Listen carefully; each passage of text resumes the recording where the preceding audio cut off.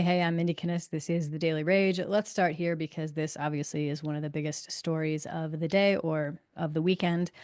This is NVDA, and I hope, I hope that you were not long going into the weekend. Hopefully, with this kind of nasty candle on Friday, you were able to get out or lock in some profit or whatever you were going to do. But if you did not do that, this would have been a bad day to wake up in the morning and see a gap down of this magnitude. That's huge. I mean, look at just everything in comparison, like the normal candles for this stock. Okay. Then it just continued to press lower throughout most of the day. So, next up from here, after our low of the day, we're going toward about 115. And that's actually really nice support level because you can see it came up here down to that 115-ish and then bounced. I love those trampoline like support areas, so watch that carefully.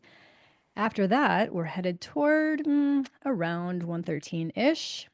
Then we're talking down here at 100-ish and 90-ish. Now that is crazy, crazy low. So not saying we're going to get there, but those would be your next targets to the short side.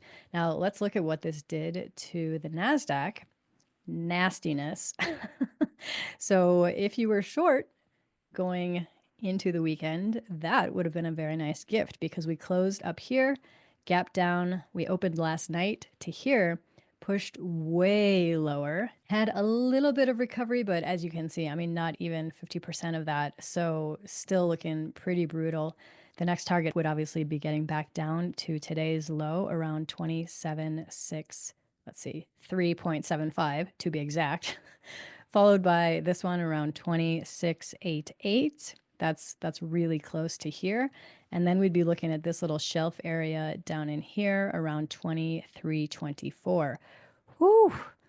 Stay safe out there, my friends. I'm Mindy Kinnis. Thanks so much for watching.